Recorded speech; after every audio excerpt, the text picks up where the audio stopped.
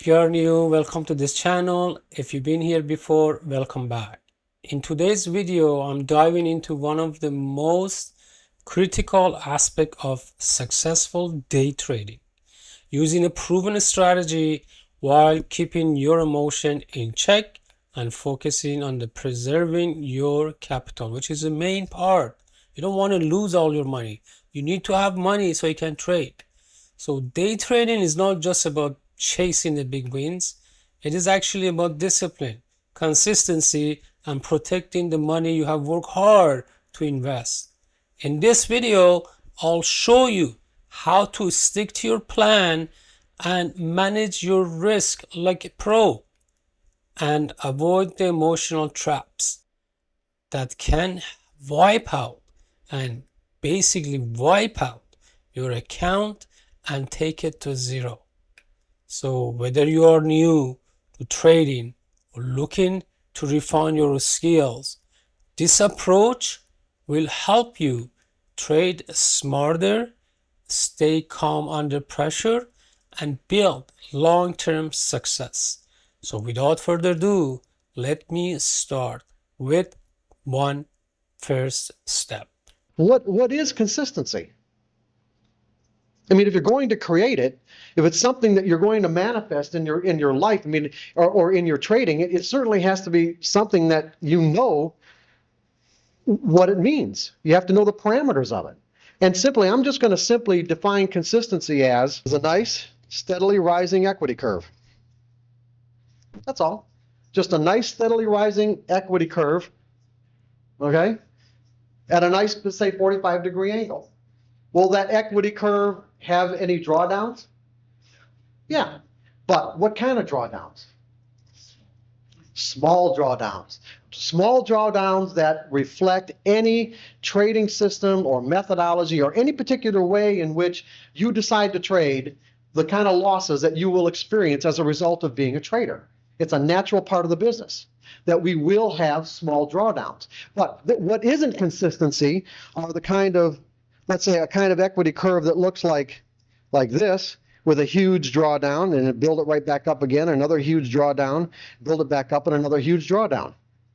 Now, most traders who don't understand the nature of trading or the nature of the psychology behind what it means to be consistent, they will attribute these huge drawdowns to something that happened in the market. They'll always try to find a reason to determine what is it about what the market did on this particular day or this particular trade or whatever series of trades created this huge drawdown that caused that to happen. And then go on a search to find what it is. What I'm going to establish, hopefully today in the next 2 hours, is that those huge drawdowns are not the result of something you did not know about the market. They are not the result of something you did not know about the market. They are the result of something you didn't know about yourself.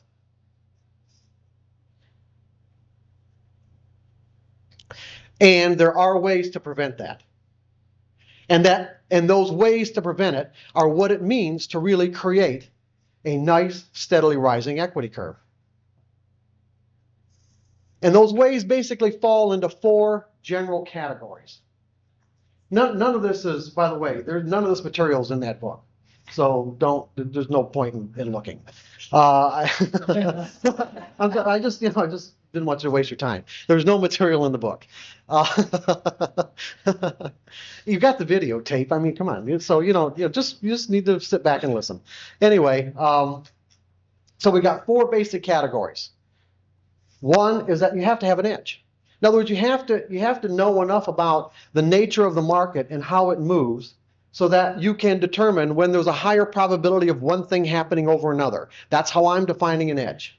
When there's a higher probability of one thing happening over another. And then the next category is that you have to learn how to be, as a heading would say, that you have to learn how to think in probabilities. Now this is really can be a, this is really kind of where most traders have their, let's say, have the greatest amount of difficulty. And first, in recognizing what it is, what it means to think in probabilities, and then once they recognize it, implementing some process or series of steps where they're actually retraining their mind to think in probabilities. Now, this is what I'm going to spend most of the time on in the next 2 hours. And just before I even get into it, just so you kind of have a little bit of a background, is that our minds do not naturally think that way. Our minds don't naturally process information in a way that will cause us to, let's say, be in harmony with or have, let's say, be in correspondence with the nature of the way the market exists. And so we have to do something very specific to train our minds to think in probabilities if we want to create consistency. The third category is all the, let's say, conflicting energy that exists inside of us. I'm saying conflicting energy, conflicting beliefs, or whatever that would argue against us accumulating vast sums of money as a trader. Now, what kind of things am I talking about? Anybody have any ideas of what I might be talking about? Just a general belief system. A general belief system. What's that? Go ahead. A general belief system about childhood, but can you think of anything specific? Self-doubt. Self-doubt? Well, okay, but anything more specific than that even?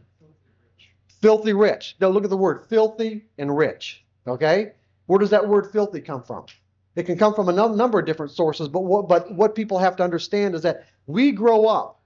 We can grow up. We don't say we do grow up. We can grow up with any number of things that we've learned throughout our lives that are going to fall into the category of what I'm going to just say are self-sabotaging beliefs. In many cases, they're religious-based beliefs. Because essentially as traders, what are we doing? We're basically taking money from other people with no services rendered. This is basically what we're doing as traders. And there are a lot of religious beliefs that would let's say that would really rail against the idea of doing something like taking money away from other people with no services rendered. And so as a result of, we build up our skills, we build up our knowledge about the nature of trading, we get better and better at it, and all of a sudden find ourselves, or maybe not in the moment find ourselves, but when we look back and with a little bit of introspection and say, why did this happen? We make trading errors that cause these kinds of drawdowns. Sometimes it can be simple ones, like even a buy for a sell. I did it just the other day. It didn't create a huge loss because I caught it. But the point is that if I wasn't conscious of what I was doing and why I was doing it in the moment, I could have very easily let that trade go, and it could have been more than what I anticipated. And the problem is that when we experience these kind of drawdowns, they create psychological damage. They create the kind of psychological damage that's very difficult to recover from, or can be difficult depending on one's skill level and being able to do so. And what kind of psychological damage am I talking about? The lack of self-trust. We don't trust ourselves anymore. And when we don't trust ourselves to do what we need to do when we need to do it without any reservation, without any hesitation, what ends up happening is that we end up generating fear. And what we're going to find out in a little bit is that fear has a very insidious effect on our ability to be objective and see what the market is offering us in any given moment. Because we can define the market as this kind of never-ending opportunity flow. And the market's just basically giving us an opportunity in any given moment to get in, add to, detract from, or get out. But it's this never-ending flow. Now, if we're not perceiving it as this never-ending flow, the market's not causing us to perceive it that way. It's what's going on inside of us that's causing us to perceive it as something other than this never-ending opportunity flow. And those are the kinds of internal forces that cause these kind of drawdowns. That's the third area. The fourth area is learning, let's say, building a specific kind of mental framework that will allow you to recognize when you've crossed through the threshold of euphoria, so let's say from normal confidence to overconfidence, or from normal confidence to a state of euphoria. In other words, there is what I'm going to call a psychological threshold. Below this threshold, you're just confident. Once you pass through it, you're in a state of euphoria. And why would being in a state of euphoria be a problem? What's that? Loss of objectivity. Anything else? Feeling invincible. Why is feeling invincible a problem when you're interacting with the market? Everybody understands the implications? In other words, when you've crossed the threshold into a state of mind of euphoria, it is impossible to perceive risk. That is the nature of euphoria. In other words, the nature of euphoria is that from our individual perspective, from the perspective of our state of mind, in that state of mind, it would be impossible for me to perceive that anything can happen other than what I expect to happen. Anything. The only thing that's going to happen is what I expect to happen. And as a result of being so absolutely sure that what I expect to happen is going to happen, what would be the next step in this process? To break my money management rules, right? In other words, to put on a position that would be much larger than what I would normally trade. Maybe 10 times, maybe 20. Well, there's no risk. Why not? Right? Why not? Now, the problem, of course, with putting on an inordinately large position is that it doesn't take very much movement for the market to put you to put you in a huge losing trade. And the problem there is that if I've got this huge position on with being absolutely positive that it's going to work, and then the market just goes against me by just a little bit, I can go from the state of euphoria, from the state of, let's say, in essence, heaven on earth, to a state of extreme agony and pain of hell on earth virtually instantaneously. Can I not? And then once I get into this state of mind right here, I will be in mind freeze. My mind will freeze up. I'll be, let's say, paralyzed to do anything, and I just sit and watch as the market takes my money away. Until something snaps inside of my mind, so okay, that's enough, and I get out. And then I look back at my equity and I see one of these huge drawdowns, okay, and I think, oh my God, how did that happen? Now, if you don't understand the underlying dynamics of what I've just talked about, you're gonna go look at the market, and you're gonna try to find what happened in the market that caused that. What set of variables, what set of market variables caused that to happen? You see, the market didn't have anything to do with it. Nothing. To create consistency, in essence, what we have to do is learn how to trade without making errors. Does that make sense to everybody? Right? But then what is a trading error? Okay, if that's the case, everyone said, did everyone nod their head? Yes, yes, okay. We're not okay. It makes sense, right? To create consistency, I have to reach higher and higher levels of error-free trading, right? There's a correlation there. In other words, everyone sees the correlation, right? But then if I said, okay, what are trading errors? List them. What? Not following your rules is a trading error. Okay, good. See, but these are things you should be able to quote. Well, right off the top of your head, right? You guys are all in the business of trading. Every single one of you would probably say, yes, my goal is to create consistent results. If I said, what do you want? What's your objective? What are you trying to accomplish here? Well, I want consistency. And yet, if we just establish that consistency is a function of the lack of errors, you should be able to rattle off those errors right off the top of your head so that you can recognize them when you're making them. Right? Hey, if you live in Canada and work any kind of hard labor job, construction, oil. What's the biggest error that virtually all traders make, except for the ones who have gotten to the point where they don't make them anymore? What's the biggest number one error that traders make? What? Nope.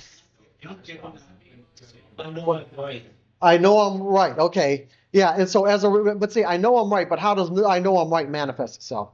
Into a trading error. What?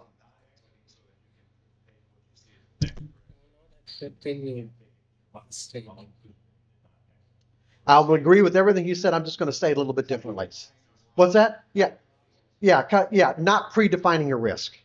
Everything we just said, I'm just going to say it a little bit differently, not predefining your risk. Now, I'm not going to ask people to raise their hands, but I bet there are people in this room who still will get into a trade without predefining their risk.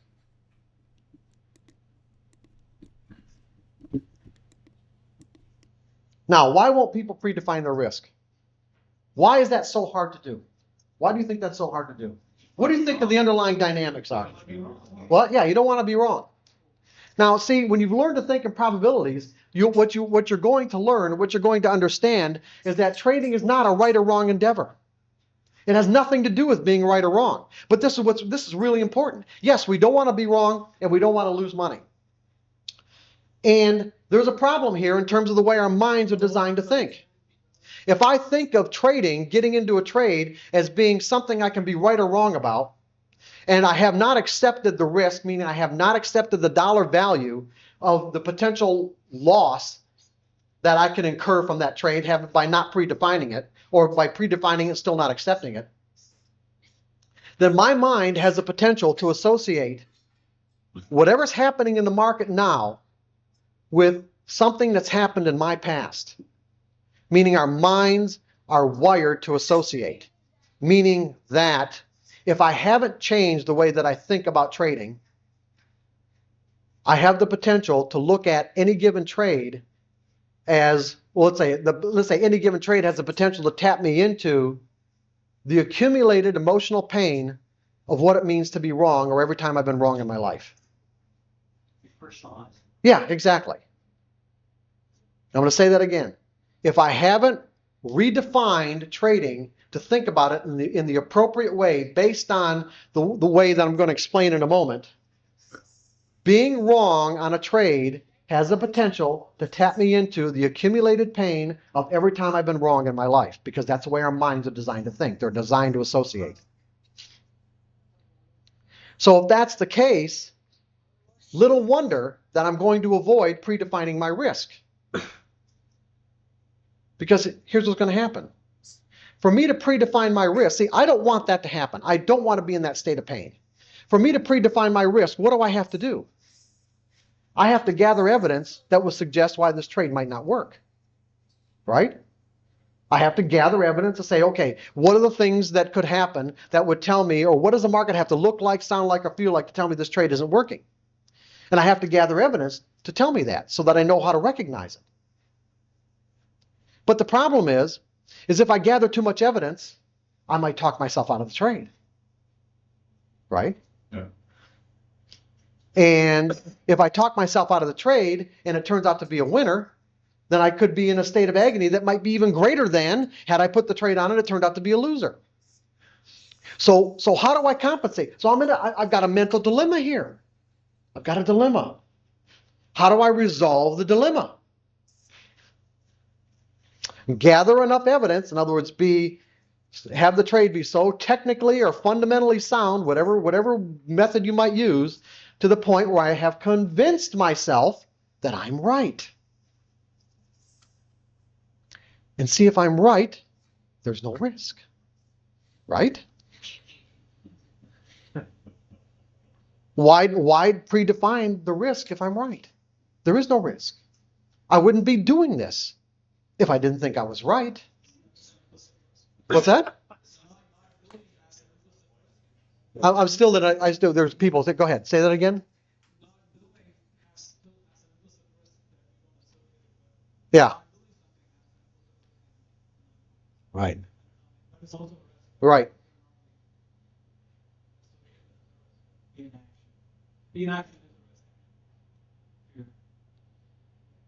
Go ahead.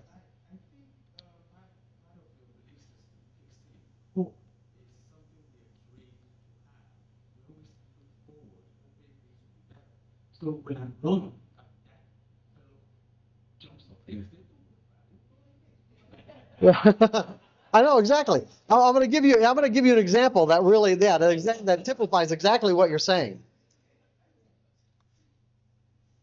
And see, here's the thing. Here's the problem with trading. I'm just going to put up some typical errors that we make over and over again all the time. exposed. Here's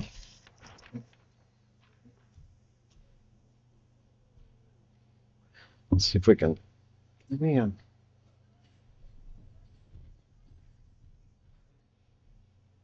We how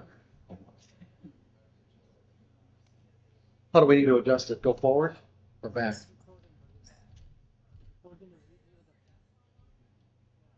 No, I'll just move it up.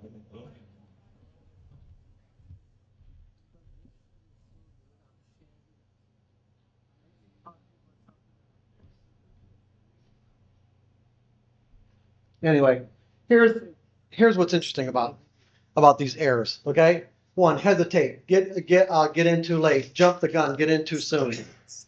Don't define your risk in advance of putting on a trade. Define your risk. Don't take your loss, and it turns out to be a bigger loss. Get out of a winning trade too soon. Leave money on the table. Get out of a winning trade. Let a winning trade turn into lose without having taken any profits. Move a stop closer to your entry point. Get stopped out, and the market trades back in your favor.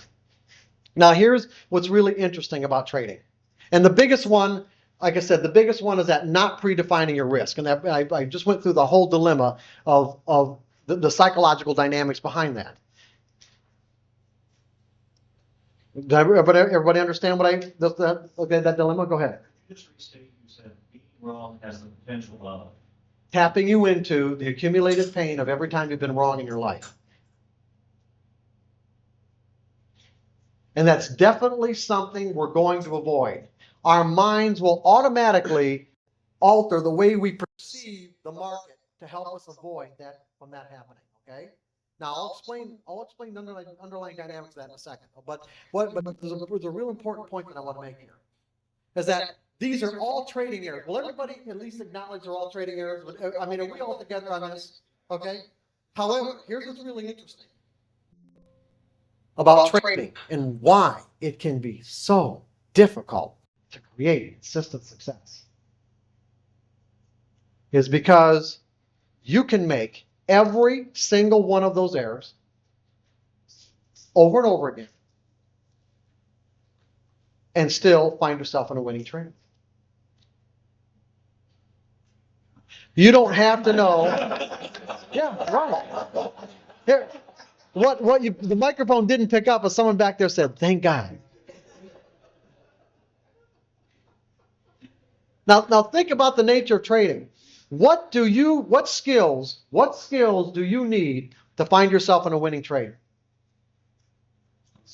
What? No. What skills do you need to find yourself in a winning trade? None. Zero. Think about that. You don't need to know anything to find yourself in a winning trade. Right? Nothing.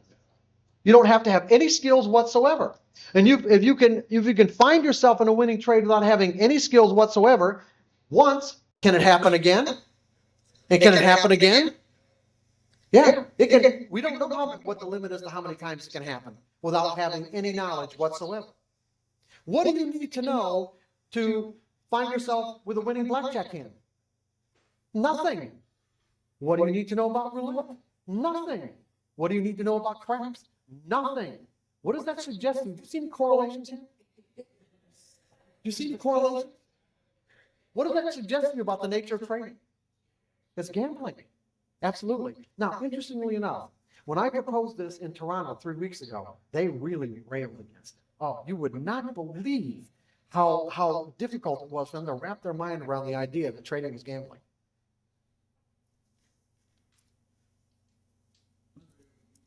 What's that? Yeah. And interestingly enough, to really be consistent, to create consistent results, you have to acquire a mindset that is really consistent with the kind of mindset that a good, not a compulsive gambler, but a professional gambler would have, or the kind of mindset that the casinos have.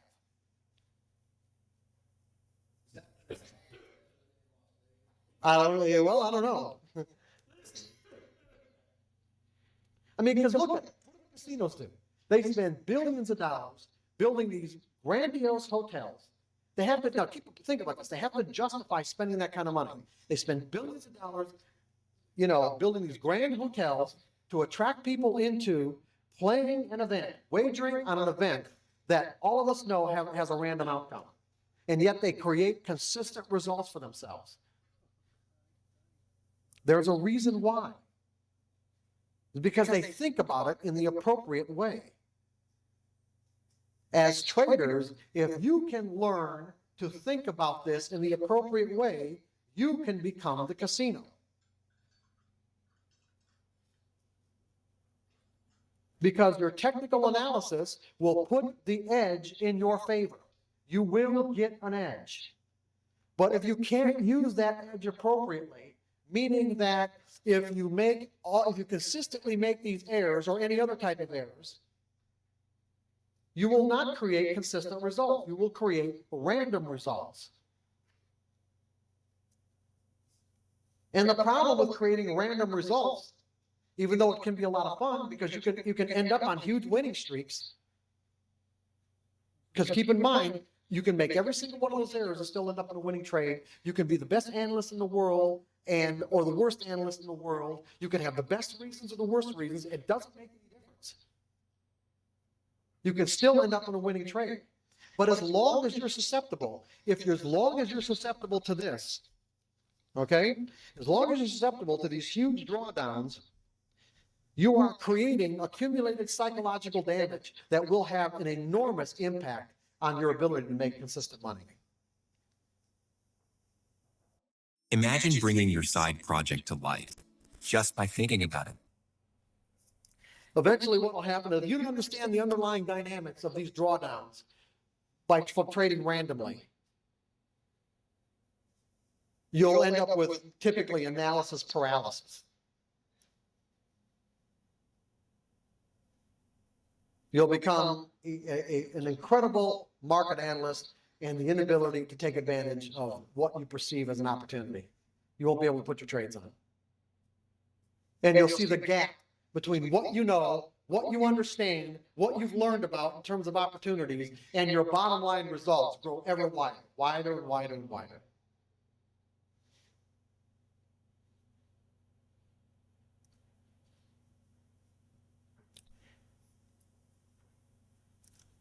So are we kind of ready to get to the way we need to think I kind of set this up all right for you guys? So where do we want to go? What do you guys want to know now? What?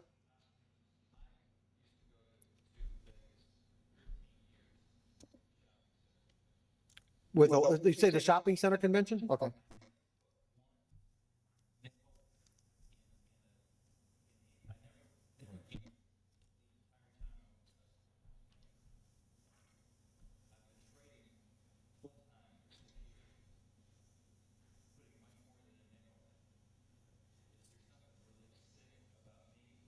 Sit? No. Well, no. I'm going to say no. I don't see the correlation between why you think because you went to Vegas and didn't gamble. I mean, why you think. I mean, I can think of things. Yeah, well, the sooner you think about this, what I'm saying to you now is that the sooner you think about this as gambling, the easier it'll be to create consistent results. Well, great. Yeah, so why would you say that why do you think that there was some sort of sick implication there?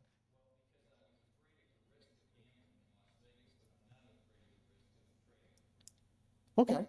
If you've accepted the risk, that's one of the key issues right there. One of the reasons why people have such a difficult time and make these errors is because they have not accepted the risk. If you truly, and what does it mean to accept something? Because he's bringing up a really good point. What does it mean to accept something?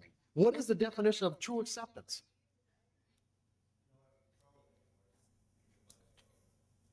Well, I understand where the not control comment comes from, and let it go. I'm not going to argue with either one of those statements, other than to say that the way I define acceptance is that when you've really accepted something, You've reconciled it, meaning to the point, reconciled it where there's no other potential, there's no potential for anything else inside of you, meaning inside your mental environment, any belief that you've ever acquired to argue against what it is that you've accepted. There is no conflicting energy. Not something you have to rationalize away or justify or anything else. True acceptance means there's no conflicting energy. And essentially, as traders, of course, what we have to do is get to the point where we've accepted the risk of trading with no conflicting energy. Because if there's anything else inside of us that argues against what it is that we're doing, for whatever reason, it will create some degree of fear, and to whatever degree of fear that we're operating out of will narrow our focus of attention and take us out of a state of objectivity, or let's say take us out of this constant opportunity flow that the market's offering us. We'll be further and further away from that flow.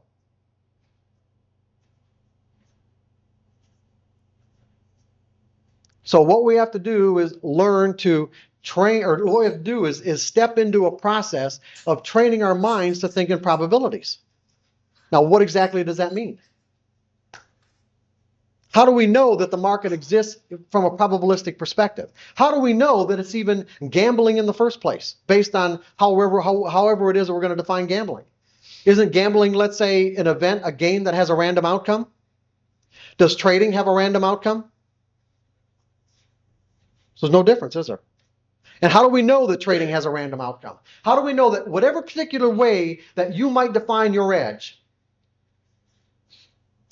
meaning whatever methodology you use to determine this is a time to buy and this is a time to sell, or vice versa, or this is a time to get in, this is a time to get out, this is a time to take profits, this is a time to add to or detract from your position. Whatever that is, how do we know? How do we know for an absolute fact that there's a random outcome? Not a guaranteed result. Yeah, but how do you know that? Because the market moves after you go. Understandably, yes, the market moves, and what's creating that movement? No, you randomly. No, well, no, but really, what's creating the movement? Other buyers and sellers, right? So if you decide to buy at this point right here, what is now required for you to find yourself in a winning trade? No, what's that? Yeah, there has to be more buyers, right? Someone has to be willing to bid the price up further.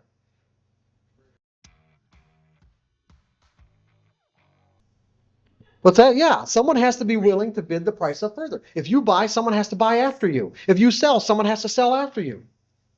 If those people aren't there, then you're not gonna find yourself in a winning trade. It's that simple. If those people aren't there, you were the last buyer, right?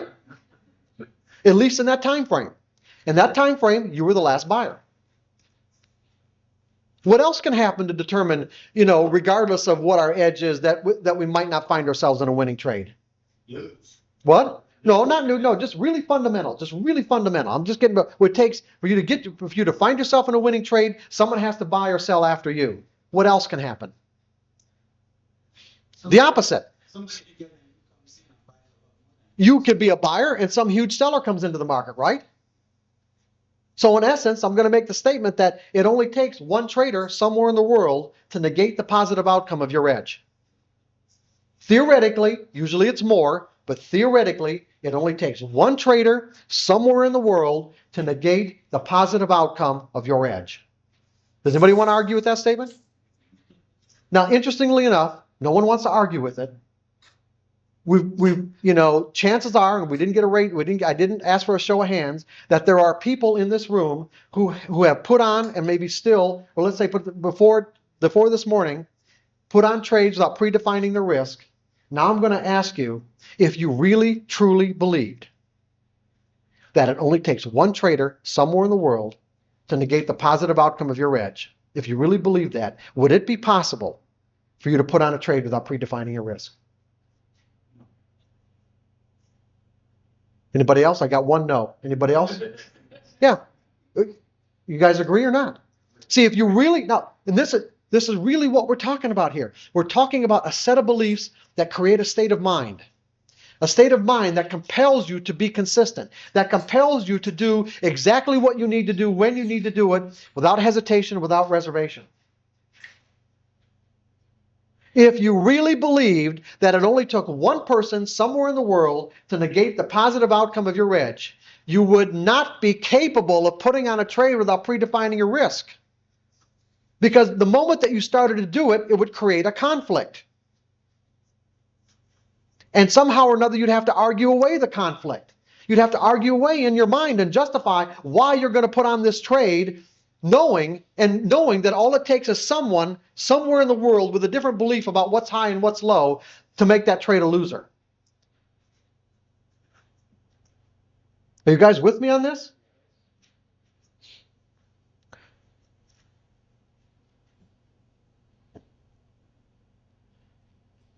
How many people in this room have ever played slots?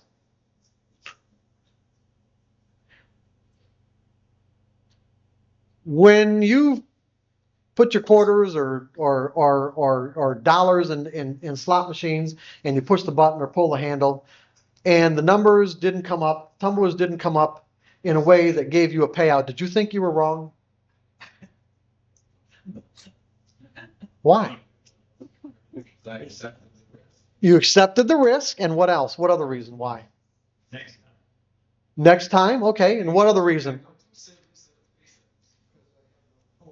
Because you have no control. Okay, what other reason? These are good. All good reasons. What? What's that? That's accepting the risk, but there's another reason. No, not necessarily. You expected the winner, you wouldn't put the money in. What else? Yeah, you believe in random outcomes. Your belief in random outcomes prevented you from making the connection about being wrong.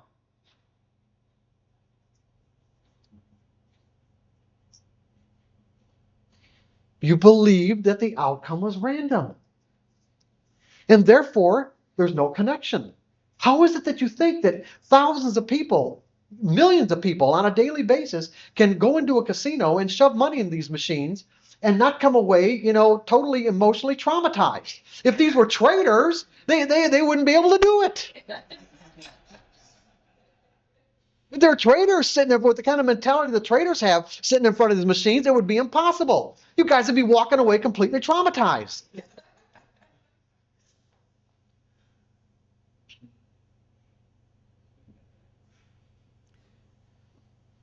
The reality of trading is that it is a probability game. Because here's if you just break it down to the most fundamental level, what do you have? If you just take the market and break it down to this most fundamental level, what do you have? Buyers and sellers that do what? Create what? Up and down ticks. Right? At the most fundamental level, what we have are buyers and sellers who create up and down ticks. And how do they create their up and down ticks? What has to happen for a tick to go higher than the last or lower than the last? What's that? Volume, but what's that? Somebody has to have a stronger belief in the future. Why do we know that for a fact? They want to pay more. In other words, if you look at trading at the most fundamental level, and this is really critical that you understand this,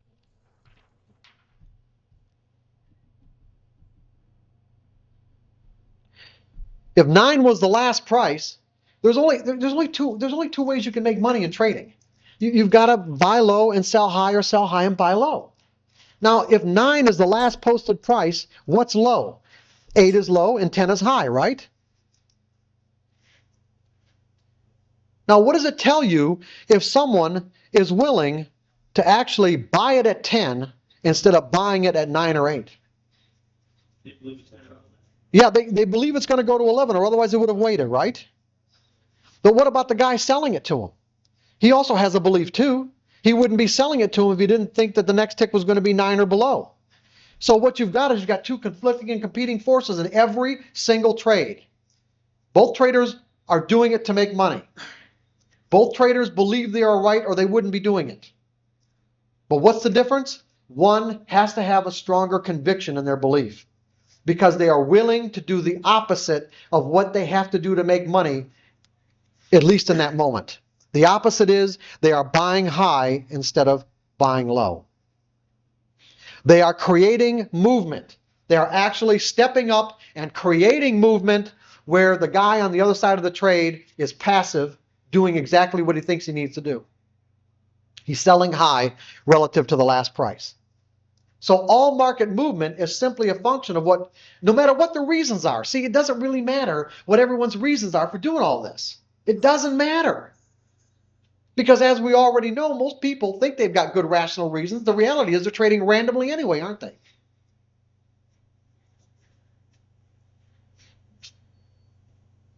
So what it all boils down to is all market movement is a function of what traders believe about the future and how convicted they are, how their degree of conviction in their beliefs. Now, all this interaction, all this belief and conviction and the degree of conviction results in simply up and down ticks. Just up and down ticks, okay?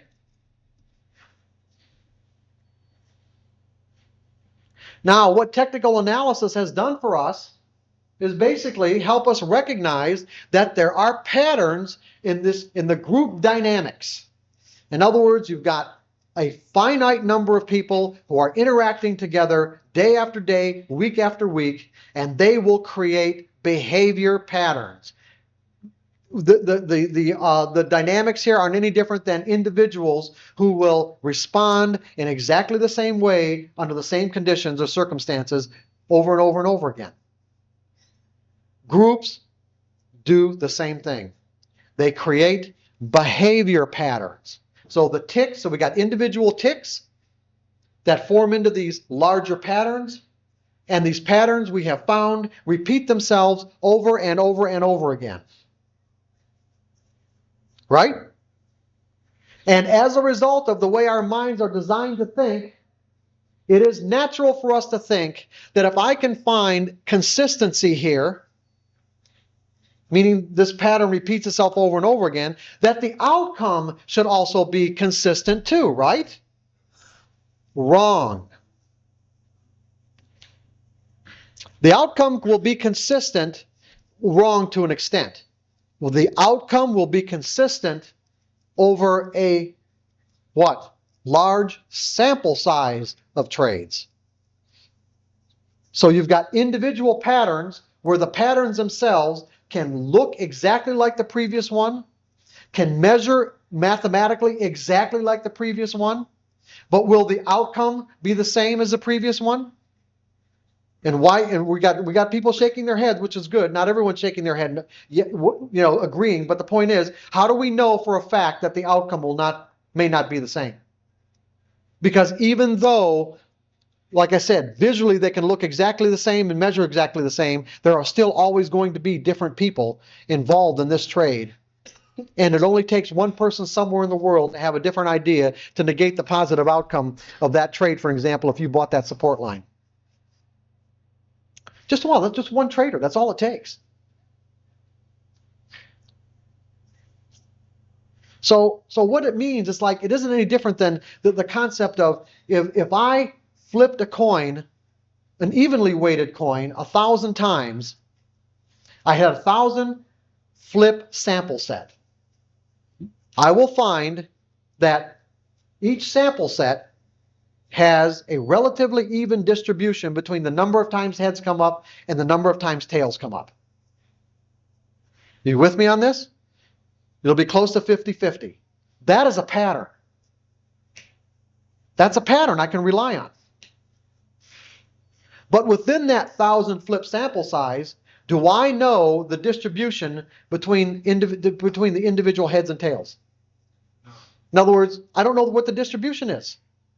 I can get 10 heads in a row. I can get 10 tails in a row. I can get 5 heads, 3 tails, heads, tails, heads, tails, heads, tails. All in all, it's going to come up to 50-50. Casinos.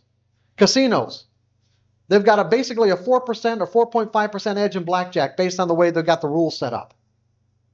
That means that of all the hands played, or let's say if there's $1 million wagered on any particular table, they're going to end up with $45,000. That means that takes into consideration all the big winners, all the big losers, everybody in between. Do they fret? They sit there and fret over every single. Hey guys, I just want you be aware of this is the longer video, but I think like this is just the teaser. There is another video I'm gonna put right after this, which is from him too, that basically wipes your mind. It blows your mind how much you don't know about trading and how much you should know about trading.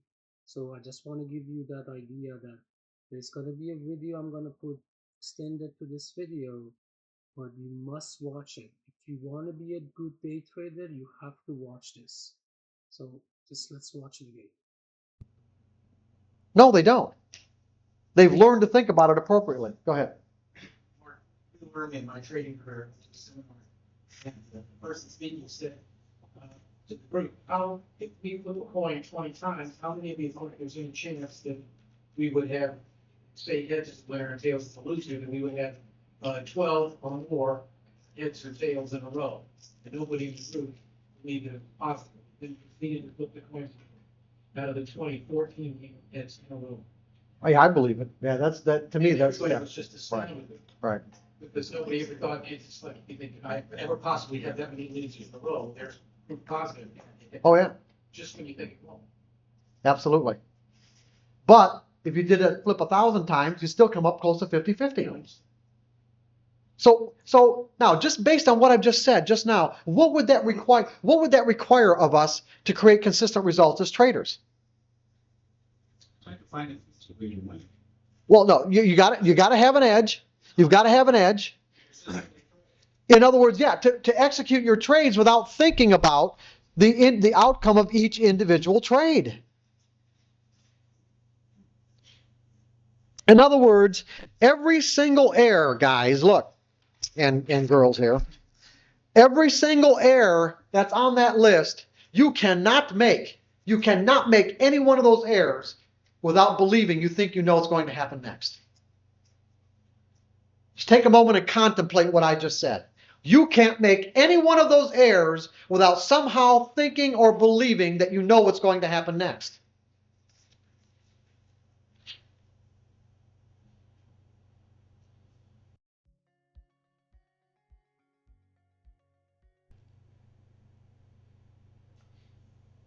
And that's why you can't create consistent results if you're not creating consistent results.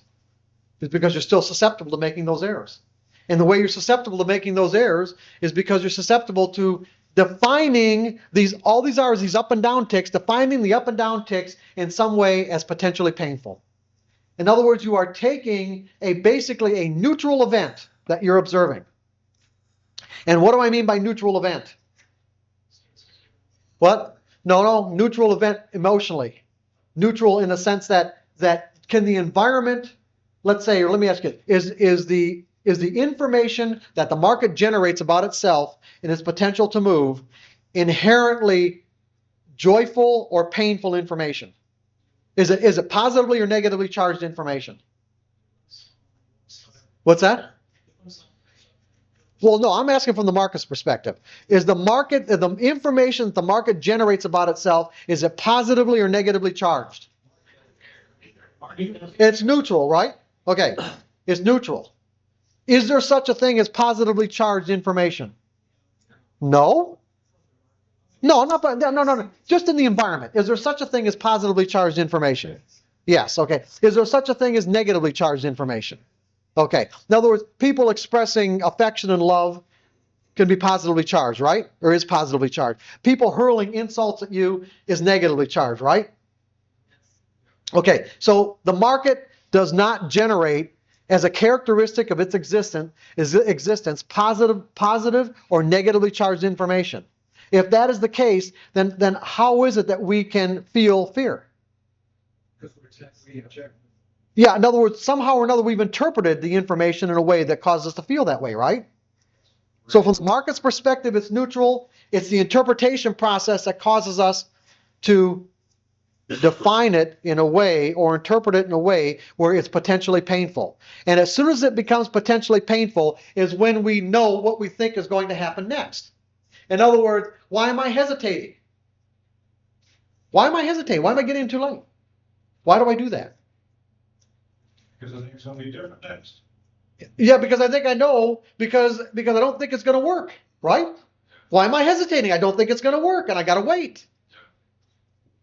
Because I don't remember, I know what's going to happen next, or at least I think that I do. Why am I jumping the gun? I know I'm going to miss out, right? I'm going to miss out. I got to get in now.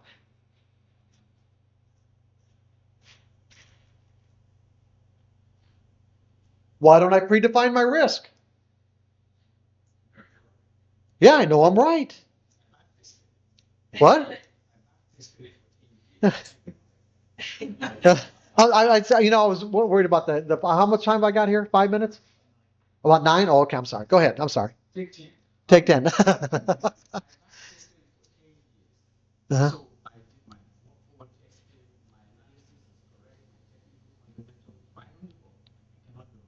You cannot what? You cannot be wrong. Yeah, right. Exactly. See, every single error that we make is always going to be the result of thinking, feeling, or believing I know what's going to happen next. But the problem, as I said before, is that this is only an error. It's only an error within the context of what you're trying to accomplish. Now think about what I just said. These are only errors within the context of what you're trying to accomplish. If you're trying to accomplish consistency, then these are trading errors. If your objective is not consistency, even though you might say that it is, if the reality of your trading is that it's not consistency, then every single thing that you can do here could result in a winning trade. And it's not an error, obviously, then, is it?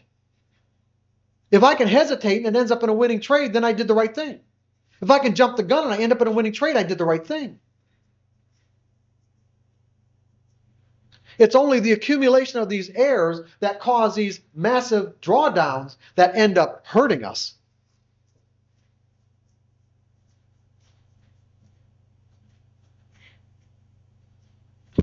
Okay, so what we have is the market works the same way in terms of let's say trading works the same way, in that we've got patterns, the patterns repeat themselves, but the outcome to each individual pattern is random. And we know that because there are always different participants making up any particular pattern that might look, sound, or feel or measure exactly the same as the last time that it occurred in the market. Which means that there's always a risk. It's just like a number of you people have read Trading in the Zone. Remember the example I used in Trading in the Zone about working with a trader who came to me for consultations, and he was like a really terrific analyst, but he never made money as a trader, and he blew through a bunch of his family's money and his friends and anybody he could talk into opening up an account for him. And so after going through a lot of people's money and a lot of people being pissed off at him, he came to me for help, and I said, hey, look, you've got a number of different issues here that you're going to have to work through that might take, an extended period of time. Why don't you get a job doing something, that someone will pay you for, and earn your money legitimately. And so he got a job as an analyst for a clearing firm in Chicago. And he, like I said, he was a good analyst, and they paid him really well for it. And so the president of the firm, who was a retired grain trader, never traded, using technical analysis. He was always down in the soybean pit. And traders, the way traders make money in the pit, especially locals that they trade, their mentality and the way they trade and how they make money is very, very different than making direction-based decisions off a screen. But anyway, so in fact, it's so different that you almost really couldn't classify the two as being trading.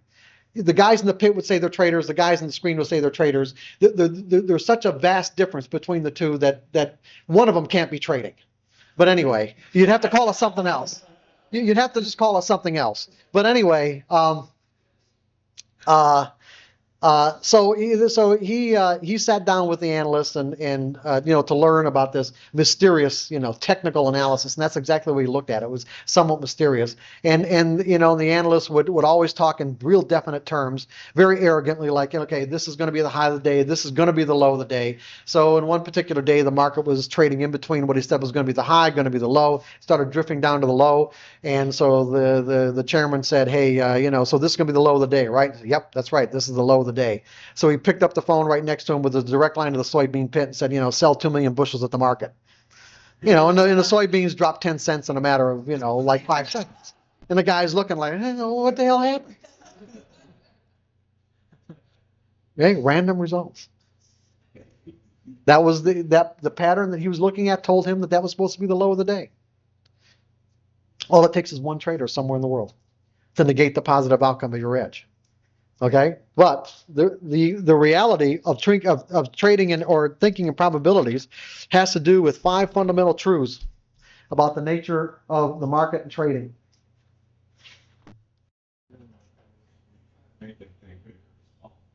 Make what thing bigger or smaller? I'm not sure what you mean. Well, the problem is that.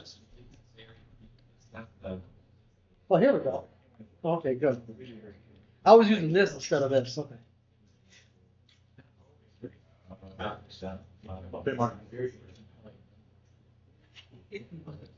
Mark, you're going. Okay.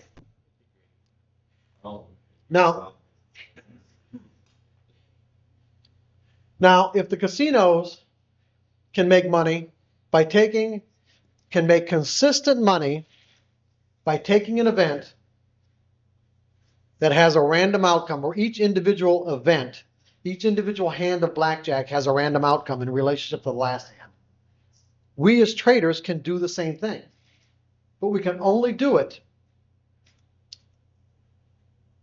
if we acquire the appropriate mindset. What I found the appropriate mindset to be is thinking that anything can happen. Not just thinking it, believing it. Believing that at any given moment, anything can happen. That every moment in the market is unique. Now, think about the word unique, about the definition of the word unique. Everyone probably understands or knows the definition of unique, not something not like anything else that ever existed. We understand the definition, but to actually believe that every moment is unique can be quite difficult because of the implications. The implications on our current set of beliefs, and as well as the way our minds are designed to think. Remember, our minds are designed to think in association, to link this moment, whatever's occurring right now in this moment, that's similar to something that's already in my brain. Something that's already in my brain as a memory is my past. And if every moment is truly unique, it means that in essence, my mind is not processing information in a way that's consistent with the way reality exists. Because what's going to happen is that, let's say for an example, I've got my edge, and my edge presents itself, and I execute my trades flawlessly for the first 3 trades. And they're all winners. And then the next occurrence of my edge comes up. My mind is designed to think in association, to take what's similar now in the environment. What's similar, because it can't be identical, although it may seem that way. But what's either similar or what we think of as identical, associate it with what's already in my mind, meaning I'm going to associate it with the past 3 trades. They've all been winners. It taps me into a nice, happy feeling. Possibly, again, like a state of euphoria. I might even cross that threshold. I have worked with traders where all it took was one winning trade to flip them into a state of euphoria. One, that's all. Just one winner, and they were flipped into a state of euphoria.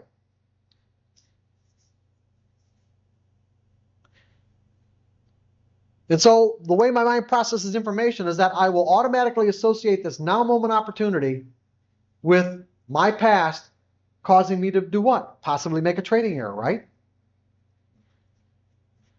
I can make any number of errors. I can make a money management error. I might even jump the gun, get in too soon because I think whatever's happening right now, I might miss out on it. Right? Or what if the last 3 trades were losers? Yeah, I probably won't take the trade. Why? Because my mind, the way it processed the information, caused me to enter into a state of mind that told me that this trade is a loser. The fact is, I, at a rational level anyway, do not know what's going to happen next. And the most important thing is I don't have to know to make money. I do not have to know what's going to happen next to make money as a trader. Does a casino have to know what's going to happen next on every single hand of blackjack to make money? Do they have to know what every number is going to come up next whenever the time they spin the roulette wheel? Or someone throws the dice and craps? No, they do not. And nor do we. We don't have to know what's going to happen next. And every time we get into a trade thinking that we do, for whatever reason, we have the potential to make a trading error. And to create these huge drawdowns.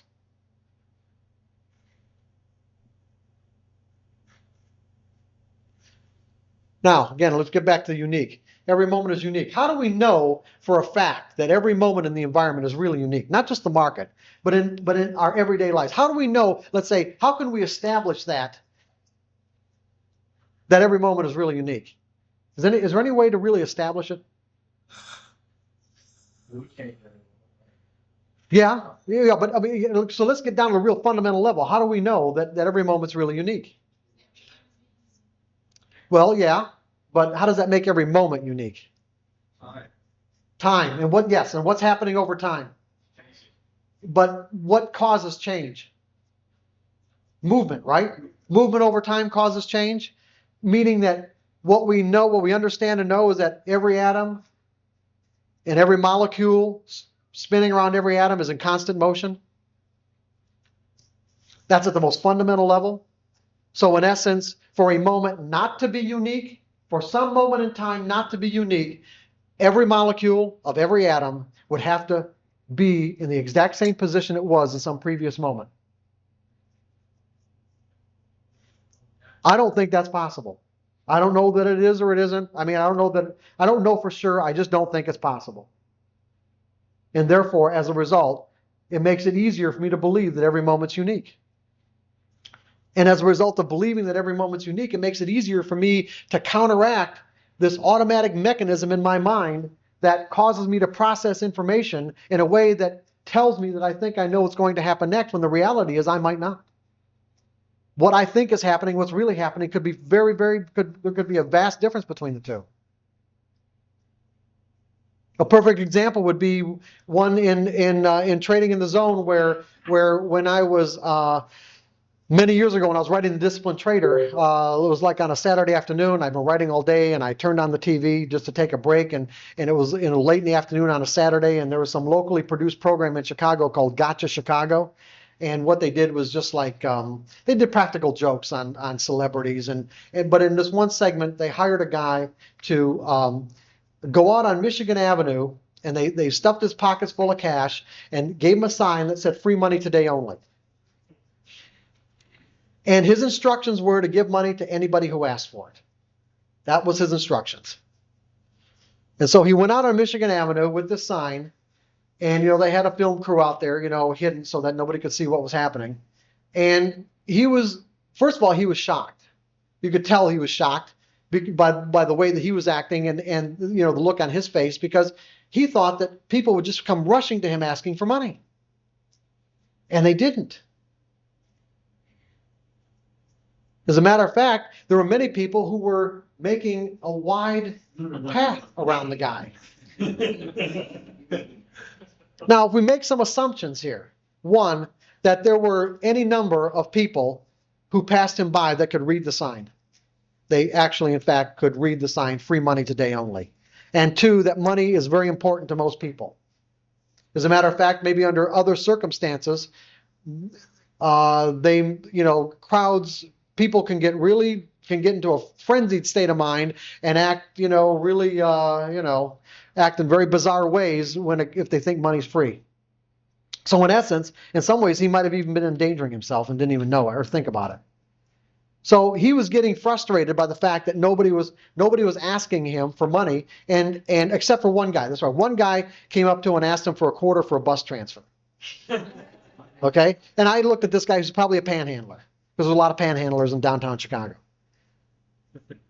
So he got frustrated and he walked up to some guy with a briefcase, typical guy, suit briefcase, and said, "Sir, would you like some money?" And the guy said, "Not today." Really, not today. And he said, "Well, how many days does this happen?" And the guy just walked by him. Now, what does this example tell you about the nature of the way our minds have the potential to process information and the kind of interpretations that we can make? You can always tell what people believe based on their behavior. You can always extrapolate their behavior back to a belief, because it takes energy to express ourselves. Now think about this. There's any number of ways in any given moment that each of us can express ourselves, meaning interact with whatever environmental forces are attendant upon any particular situation. It takes energy to express ourselves, and we will express ourselves in some way that is consistent with what? With what we believe is true in the moment, right? Are you guys with me on this? So if I really got good at this, I could take anybody's outward behavior in relationship to the circumstances and really say, well, this is what they had to believe to behave this way. This is what they had to believe to behave this way. So what can we say about the people that walked by the sign? They didn't believe it. They were operating out of a belief that free money does not exist. And in most cases, it does not. In this particular day, it did. It was real. It was true. Anything can happen. Every moment is unique.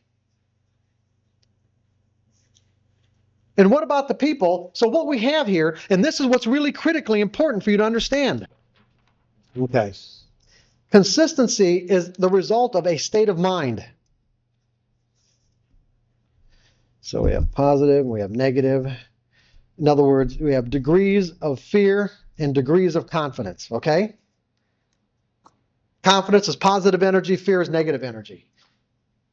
And what we want as traders, ideally, is to be in a confident state of mind, a confident, carefree state of mind, without the potential to define and interpret the up and down ticks in any particular painful way. So what we have in this situation with the free money is that every single belief that people were operating out of caused them to tap into a particular state of mind, from, let's say, from positive to negative, based on their interpretation.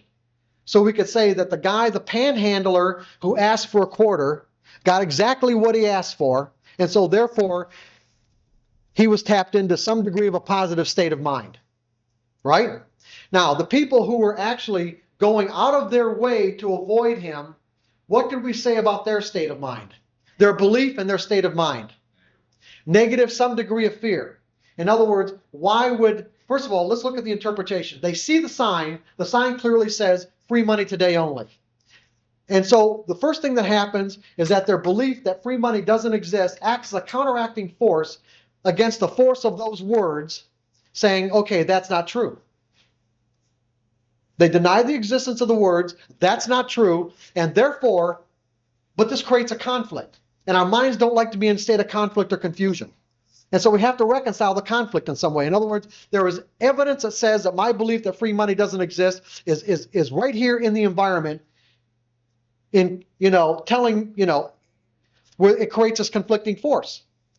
How do we resolve the conflict? We justify it in some way by saying, okay, since that's not true, this guy must be crazy. And if he's crazy, he might be dangerous. And therefore, as a result, I am going to take a wide berth around here.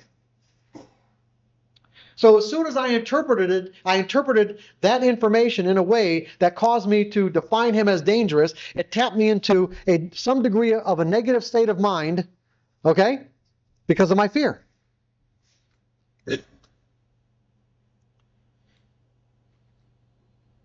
Now, let's take a hypothetical situation. Let's say somebody saw the sign and says to themselves, oh, okay, what if? What if? He walks up to the guy and says, okay, give me 20 bucks. Guy pulls out $20 out of his pocket and gives it to him. What's going to happen now? No, not everyone else saw that. Okay, just say that he did it. What's going to happen to the person that asked for the money? What? No, well, not he could. Yeah, it's possible. Yeah, in other words, yeah, something has to happen. In other words, his belief about that free money doesn't exist is going to change. Not necessarily. You never know. It's hard. I mean, every circumstance is really different when it comes to this. But the point that I'm making is that his belief that free money doesn't exist will change. They'll draw some of the energy out of it. Maybe not all of it. But this is in essence what we're going to have to do as traders to install those 5 fundamental truths that I had up a moment ago. We're going to have to change the way we think if you want to create consistent results. But I'm going to finish with the example. Hold on one second. Let me finish the example. So what ends up happening is that he's got the 20 bucks in his pocket. And what he's going to do is he's going to end up going back to the office or go home, and virtually everyone, because there's some really powerful implications here. Virtually everyone is going to say the exact same words to whoever it is they encounter, like their spouse or their friends or whatever. You won't believe what happened to me today. But 3 words, you won't believe. And you're right, they probably won't. Because their belief that free money doesn't exist will say, no, that's not true. I don't believe you.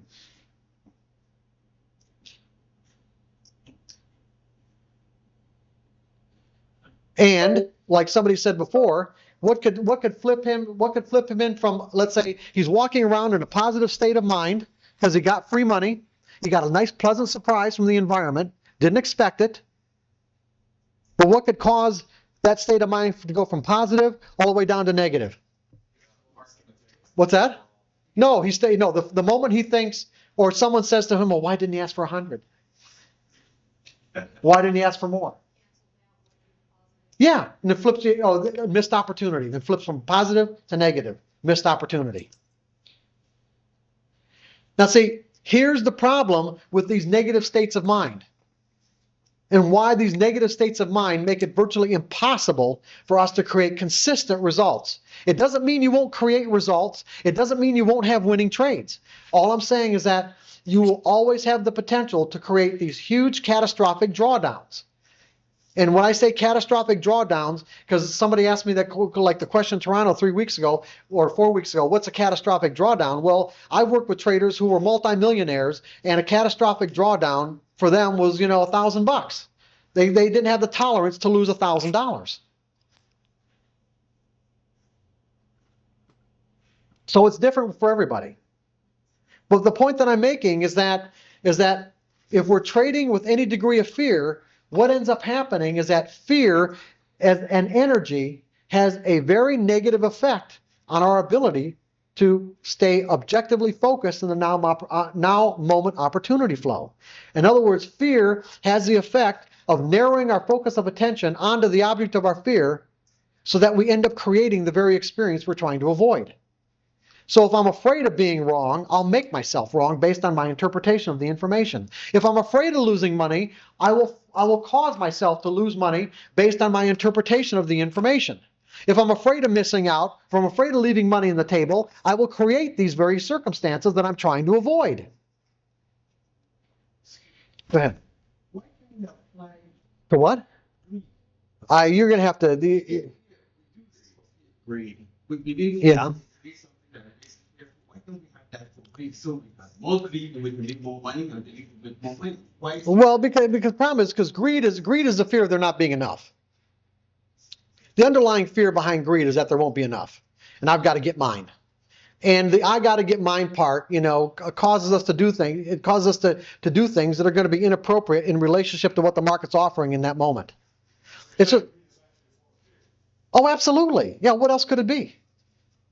The only reason why we're greedy is because we think we're not good, it's not going to be there for me. There isn't enough.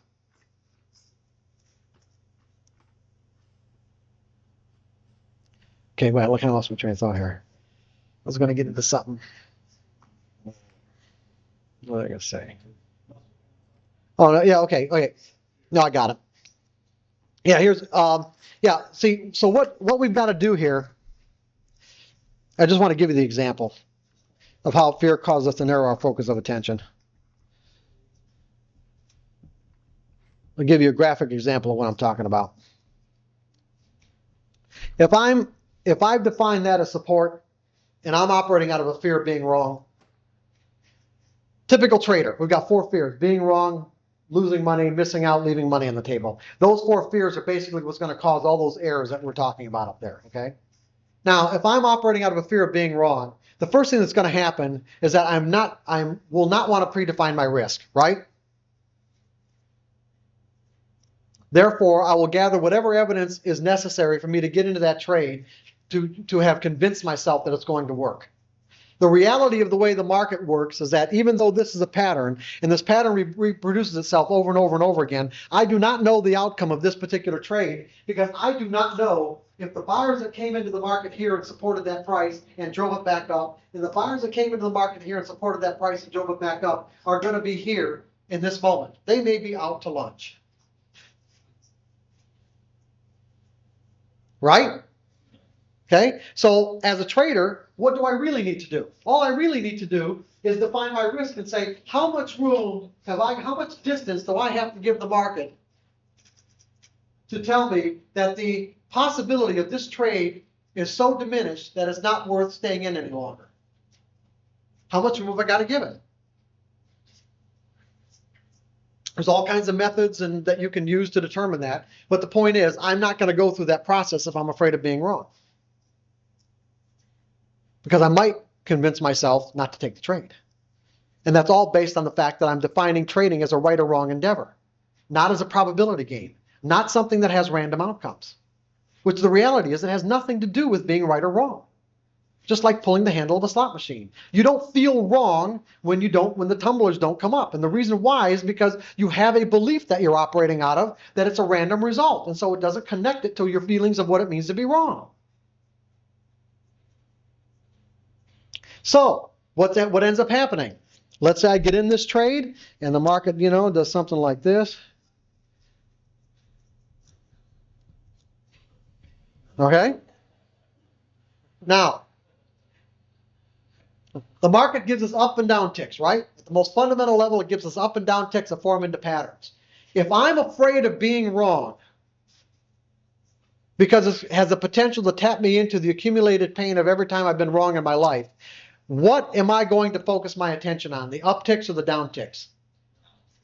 The down ticks? No, I'm afraid of being wrong. The market's giving me up ticks and it's giving me down ticks. In this case, it's giving me more down ticks than up ticks.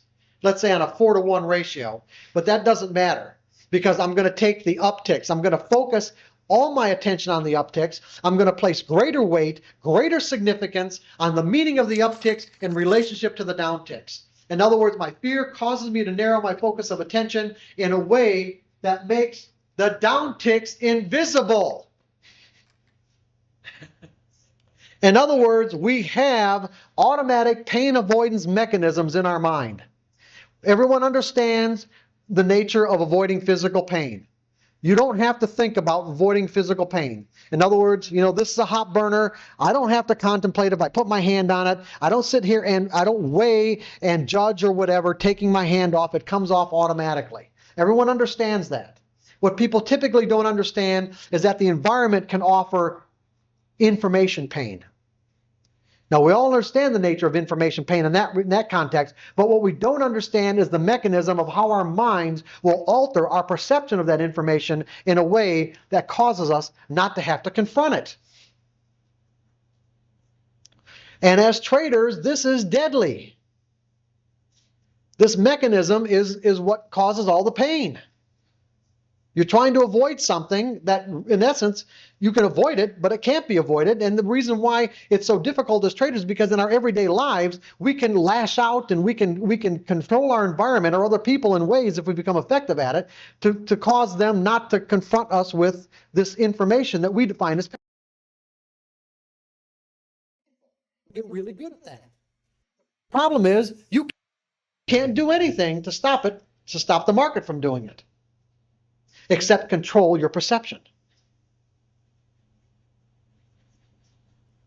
So what ends up happening is that we place an inordinate amount of significance on the upticks, on whatever upticks we might get, to the exclusion of the downticks, to the point where what? At some point, this guy's going to get out of this trade.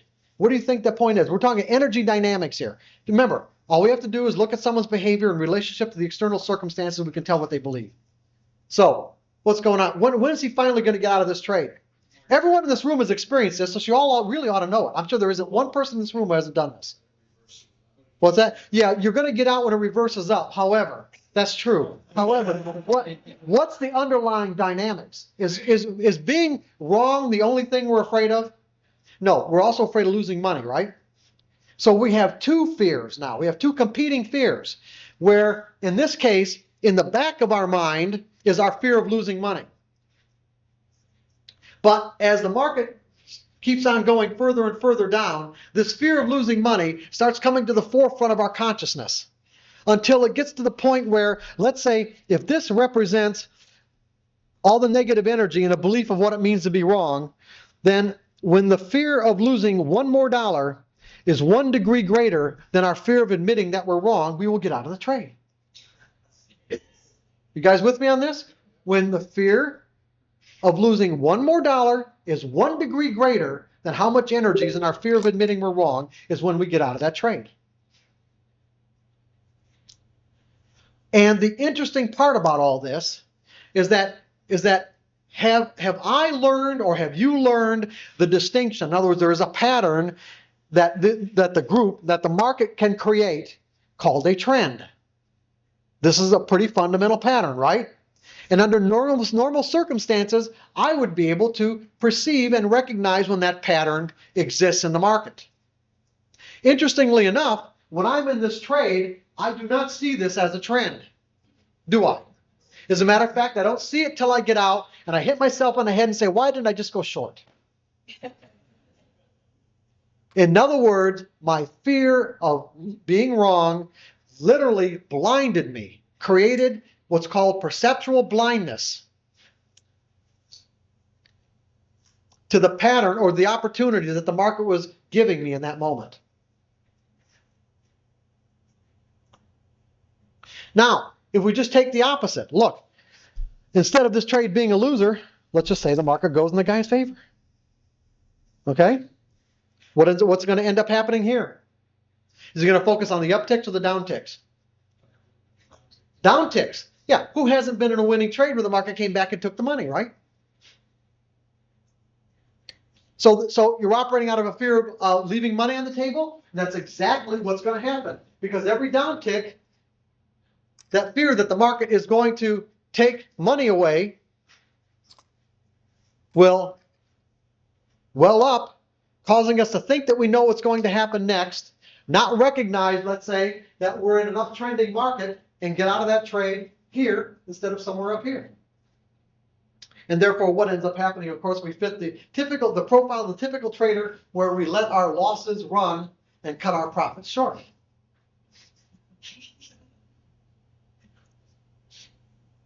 And that's all because of the dynamics of the way fear causes us to narrow our focus of attention on the object of our fear, so that we end up creating the very experiences we're trying to avoid. How much more time have I got, by the way?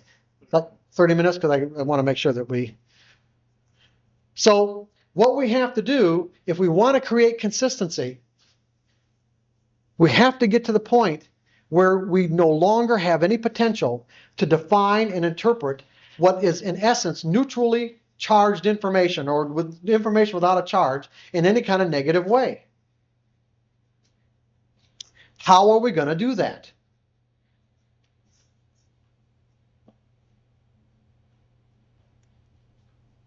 Is that a question?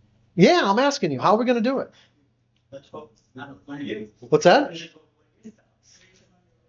What?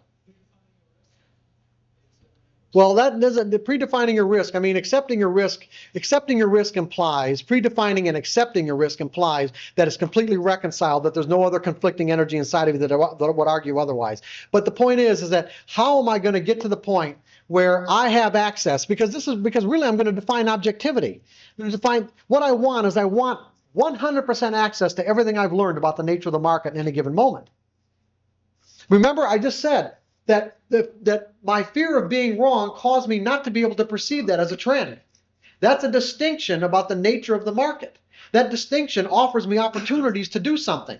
That's part of the opportunity flow in any given moment, telling me what the market's potential is to move in any particular direction. If you look at just the concept of objectivity, is there such a thing as an objective reality? You could say that the only way that two people could actually be experiencing the very same thing in any given moment is if you had simultaneous awareness of everything going on at once. Now think about what I just said. Simultaneous awareness of every distinction that the environment, every possible way that the environment can characteristically express itself, you can perceive. And if I can perceive every possible way and you can perceive every possible way, you and I are sharing a reality. Up to that point, anything less than that, and we're in our own little world.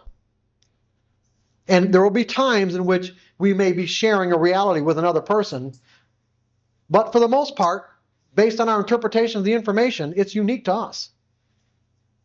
Now, has anybody in this room learned to make every possible distinction in terms of the way the market can express itself?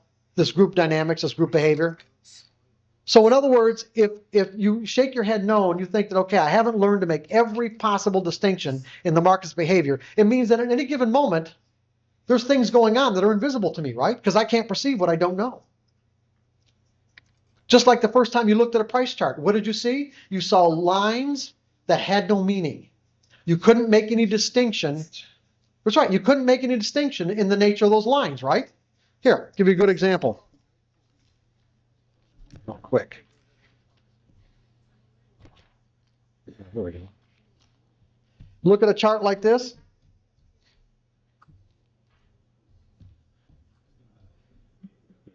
What do you see? You see a bunch of lines, right? Okay. Where's the other one?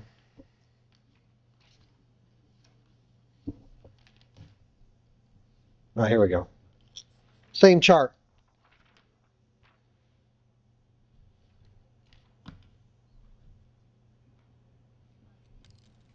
Well, just take it away. Same chart. And all those measurements are almost exact. Really, virtually exact. I didn't fudge on anything. That's symmetry. Those are patterns, okay? But when we first saw these charts, okay, what did we see? Our minds could not make any distinctions at all that represented opportunities. Now, since all of us have learned to read charts to some extent or another, if I could magically reproduce the first chart you've ever looked at and put it before you right now, would you see opportunities in that chart that were completely invisible to you the first time you looked at it? Okay. Now, what I'm saying is that all of us have our own objective reality. Meaning that if I've learned to make, let's say, 30% of all the possible distinctions in the market's behavior, in any given moment, I want to have conscious access to all 30%. To whatever degree I'm operating out of fear will diminish that percentage. You with me on this? Every degree I'm operating out of fear starts to diminish the percentage of what I can perceive of what I've learned about what's available, to the point where it can almost get to zero. So if I'm going to create consistent results, I have to find a way to trade in a carefree state of mind without the potential to define and interpret market information as painful. How am I going to do that? Release control, that you have any control over. Yeah, how are you going to do that? Ignore what? Ignore outcomes?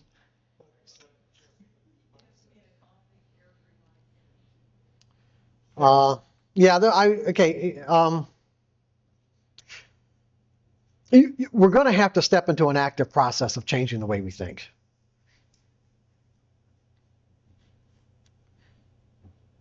Step into an active process of changing the way that we think, to simply think like the casinos think.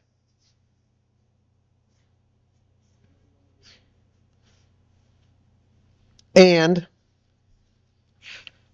in essence,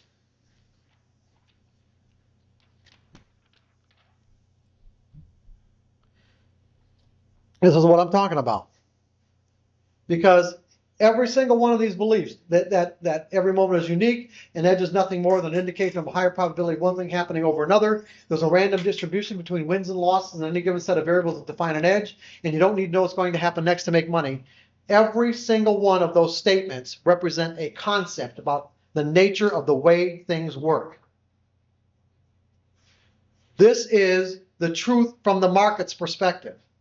The closer that our minds are aligned to this truth, the less fear that we have the potential to operate out of, or the less potential we have to define these up and down ticks in a kind of painful way.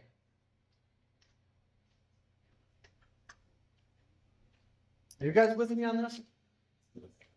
So how do I get those in my brain unconflicted? How do I do that?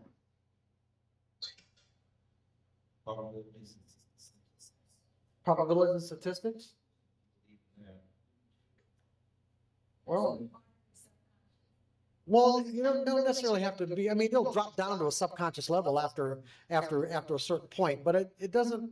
No, in other words, you have to learn how to change your beliefs. Basically, what I'm getting at, you have to learn how to think, change the way that you think about things. Yeah, exactly. So basically, I mean, we don't have that much time here. I mean, I don't even have that much time left. I mean, this is something that normally takes me a good 2.5 days to get through. I mean, 2.5 days of really intense stuff. But I'm gonna tell you how to do it. And if at least if you go to trading, you could also get I've also got tapes, or you can even come to one of my workshops, which I'm going to be doing one. But if you can't do any of that, at least know that there is a way to do this. And that's simply to set up a trading regimen. Use your trading to acquire skills instead of trading to make money. The money will be a byproduct of the level of skills that you've acquired. And to set up a trading regimen that is specifically designed to learn to believe those 5 fundamental truths.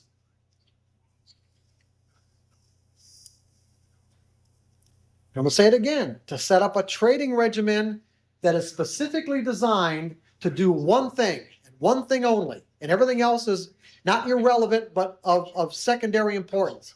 To believe those at a core level of your trading identity in an unconflicted way. To believe those truths. So how would I do that? It's not that hard, really. I mean, I'm saying it's not that hard to set it up. You might find it hard to do. Might find it very hard to do. Anyway, the way I what's that? Yeah, the way I suggest to do it is to create a mechanical system. Now, is to take, when I say mechanical set of variables, I mean exactly that. Where your entry signals have to be precise. Where there's absolutely no subjectivity whatsoever as to whether or not this signal or this particular edge is present or not. No subjectivity. And your exits have to be precise. As a matter of fact, probably the best way to do this exercise, especially if you trade electronically and you do it and you trade the E-mini S&Ps or the NASDAQ, is to set up a trading exercise in which you go like 2 for 2 in the S&P, risk 2 to make 2, or 5 for 5 in the NASDAQ. Those are pretty easy parameters to work with. In other words, whatever comes first. So you don't have to make a judgment about where to take profits or where to take losses for that matter. And also what I suggest, I even set this up in a way where I just use a simple crossing stochastics on a 3-minute chart, like an 11-period stochastics on a 3-minute chart. You can either do it two ways. You can either take every signal because you might get anywhere from 25 to 30 signals a day, or you can wait for a divergence between stochastics and price. When there's a divergence, you just take those right there. So for an example, if you have a if the market's going lower and stochastics crosses and you get a little bit of a rally, and then the market makes a lower low, but on the stochastics it makes a higher low, that's price divergence when you connect the lows, then just take that one right there. And what I do in these circumstances, just to set up the exercise, is that I wait for a hard cross in the stochastics, meaning that when the market's, like on that bar where it's about to cross, the lines can cross and come back depending on whether the market's going up or down. And on the open of the next bar, they'll make a hard cross, meaning that they won't cross again until the actual numbers cause it to cross. So you actually go in on the market on the open of the next bar. So that way it's precise. You got to click as soon as they open. Now, what's the point of this exercise? The point is this. Are you guys clear about that? Okay. It's about the cleanest one I've got here. I only brought 2 of these. Here's what you want to do. You want to set this up in 20 trade sample sizes, between 20 and 30. No matter what particular, variables you might use to define an edge, it doesn't matter. Really, the best thing to do is come up with your own set of variables. How good the variables are and how well they work is of secondary importance. If you just paid for commissions with this particular exercise, you would be doing well. If you just paid for commissions. The point is this, is that instead of saying, I'm going to take the next trade, like what most people do, you're going to say, I'm going to take the next 20 trades. You're trading in 20 to 30 trade sample sizes, meaning what you want is you want a sample size of trade, just like flipping the coin.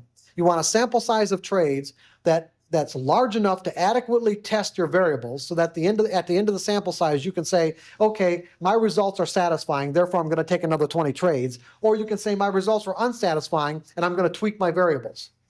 But you cannot tweak your variables in the middle of a sample size. That is absolutely forbidden for this exercise.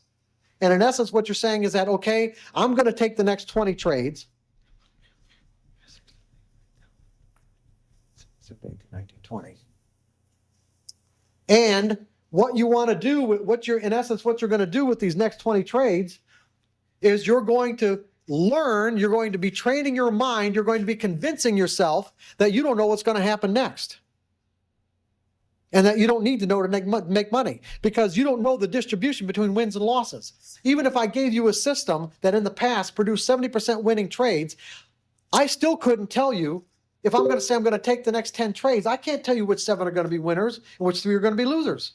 I don't know. There's no way I could know.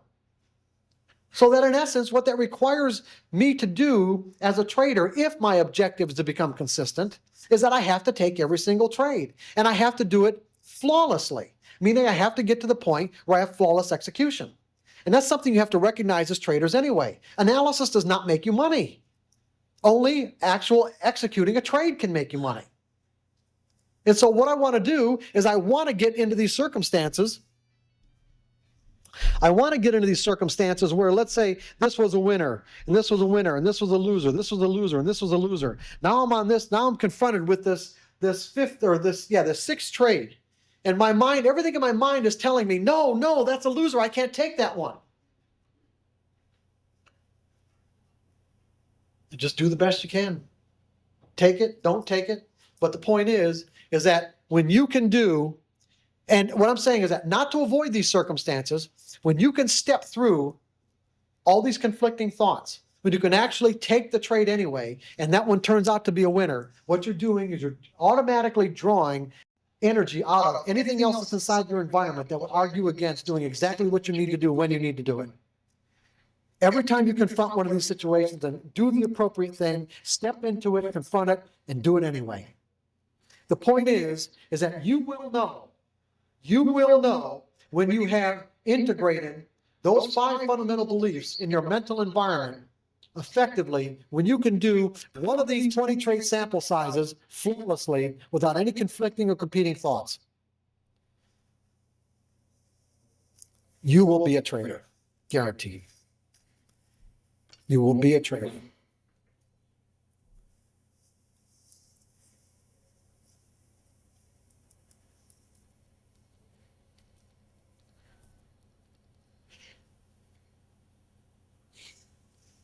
So if you're going to set this up, set it up in a way that makes it easy on yourself. You don't have to be trading a large amount. You don't have to be trading. You want to do the S&Ps, the Nasdaq, just trade one contract.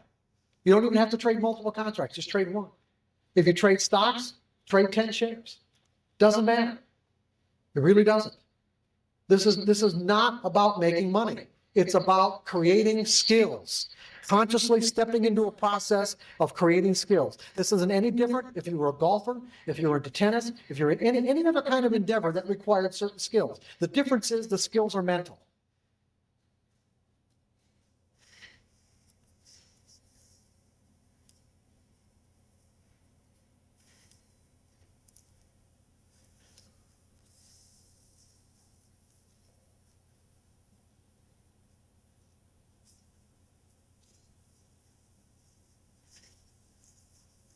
You guys have any questions?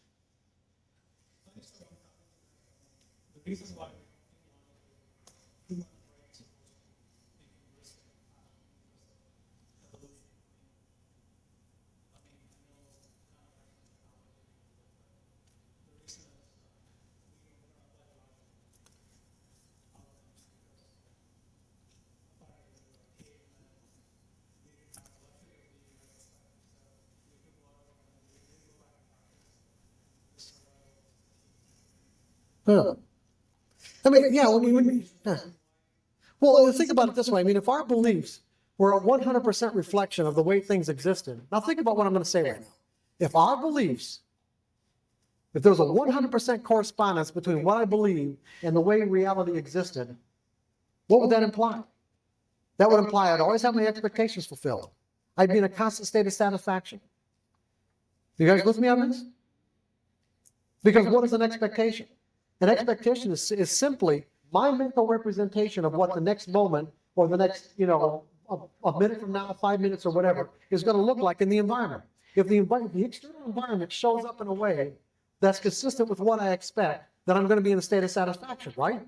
To whatever degree it doesn't show up in a way that I expect, I will be in some degree of emotional pain.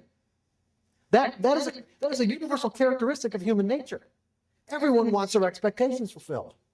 But the point is that if, like I said, I'll say again, if our beliefs were a 100% reflection of the way reality existed from its perspective, from the environment's perspective, then we would be in a constant state of satisfaction. We'd always be getting what we wanted. Which implies that if we are not, then something's got to change. Now, in a social environment, if we've learned how to exercise control over people and the environment, we'll make the environment look like the way we want it to. There's always consequences to that. There will be because nobody likes to have to behave in a way that's inconsistent with what they believe. And if there was harmony between my belief and their belief, I wouldn't have to do anything in the first place, correct? The problem is we can't exercise that kind of control over the market. The only thing we can exercise control over is our own beliefs. And to create them in a way that's consistent with the way the market exists. The market exists in a probabilistic way.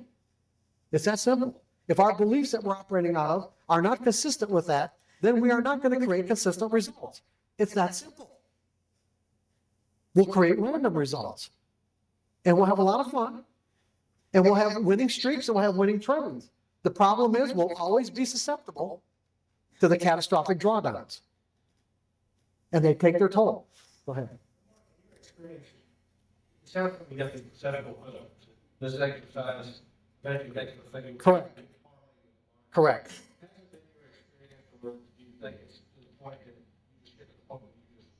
You're so unbiased. What do the exercise? You mean, yeah, you mean in other words, you're operating out of a sense of, like an intuitive sense. Yeah, exactly. You're in the zone. In other words, there's complete harmony between you and your mind, your state of mind, and what the market is offering you in any given moment. No, that's right. Exactly. Go ahead. Is that obvious? What do you mean? Is that obvious? It is obvious when you're in that state of mind. It'll be obvious. And when you start thinking about it, is when you pop yourself right out of it. So go ahead. Yeah.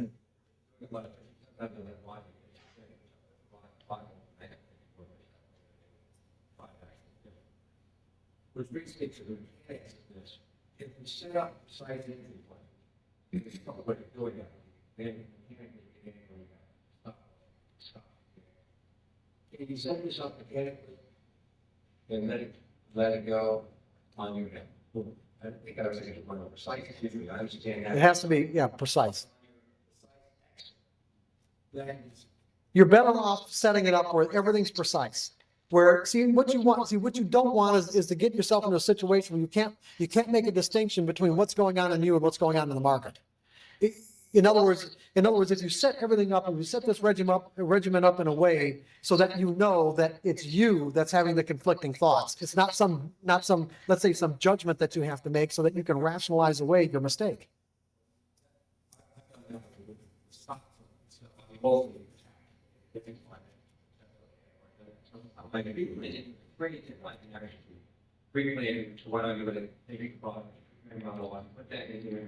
That's right.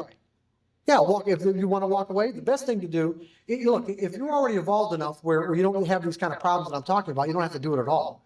All I'm saying is that if you have the potential to define and interpret market information in any kind of a painful way, then for whatever reason, you probably have to do this exercise. You haven't acquired all the skills that are necessary. Instead of walking away, the best thing to do is actually sit there and watch it, meaning confront whatever it is that needs to be done and do it in that moment, being aware of all the conflicting thoughts. In other words, I'll give you another example. There's a trader I worked with many years ago who owned a couple of construction companies in Texas. He was in his 50s. He was trading bonds. He was losing his ass. He thought, okay, I'm going to go up to Chicago and show these guys something, right? So he bought a seat at the Board of Trade, went into the bond pit, and just got annihilated. So he was having one of his bad days, and someone suggested he come to me for some coaching. And so one of the things that I realized, of course, that he really couldn't even define an edge. And at the time I was using point and figure analysis. And so I showed him how to define support and resistance within about a 6 or 8 tick point range in the bonds. And so we did this for about 2 weeks. And so it was time for him to go down to the floor and implement what it is that we did. And his instructions were very precise. In other words, if the market was in between, support and resistance, that if it came down to support, he was to execute his trade at a specific price. He was only supposed to risk 3 ticks, which is just a little less than $100. 3 ticks, and if go 3 ticks against him, he had to get out. If not, and it went in his favor, he waited until it reached resistance. He took his profit and reversed and with the same stop. So the day that he went down there, the market was perfect because it was right in between. It came down to support. As it's coming down, he thinks it's not going to get to his price. He ends up getting in early, like 2 ticks early. It gets to his price where his original entry price in the first place. He thinks he's going to keep on going, and he blows out of the trade for a 2 tick loss. The market reverses, goes back up, does the exact same thing at the top, just completely screwed the whole thing up, right? Now all he had to do was risk $100 in each case. He couldn't do it. He literally could not do it. He did the same thing the second day, the same thing the third day. So he stopped calling me because he didn't want, this is the kind of guy, he pops out orders to people, he expects them to do it. He thought he could go down to the floor and do the same thing. He found he didn't have any capacity to do it whatsoever. So in the meantime, he's down there trading for 2 or 3 weeks, and he's getting better and better at defining support and resistance. So the interesting part about what ended up happening is that he would end up waiting till the market hit his price and get in. But he was so afraid that, the market was going to take his money away. He ended up getting out of a trade for like a 1 or 2 tick profit. Now, what was particularly exasperating for him was that many of these trades, as he went back and looked at his entries, there were many times he had bought the low of the day or sold the high of the day and only ended up with 1 or 2 ticks. So this was like really bothering him. So I didn't hear from him for about 3 weeks. He called me up, explained to me what was happening and his solution to the problem. His solution to the problem was to go ahead and up his size up to about 20 or 25 contracts. So hey, makes sense, right? The problem with upping his size. So see, instead of learning how to hold on to his trades, okay, he's going to up his size and get the money, right? And the problem with upping your size is that you go from a 1-lot trader in the bond pit to a 20-lot trader. You're dealing with a completely different set of guys. There's all kinds of problems with that. Anyway, I knew he was gonna really, it was a disaster. And I knew, I didn't say anything to him. I thought, hey, just let him, I'm going to do it anyway. Do what difference does it make? So he did. He called me up. He lost all the money he'd made in the last 3 weeks, plus a bunch more. He said, okay, here's the key. I am ready to do anything. Okay? He was ready to do anything. And he was. He sincerely was. So I gave him an exercise, a real simple exercise. Very similar to what I just gave you guys. And this exercise worked great for him. He had to do the exact same thing as before. The only difference is that when he got that trade on, he had to put his hands in his pocket, turn and look at the clock on the wall and be in agony for as long as he could. He had to put his hand in his pocket and look at the clock.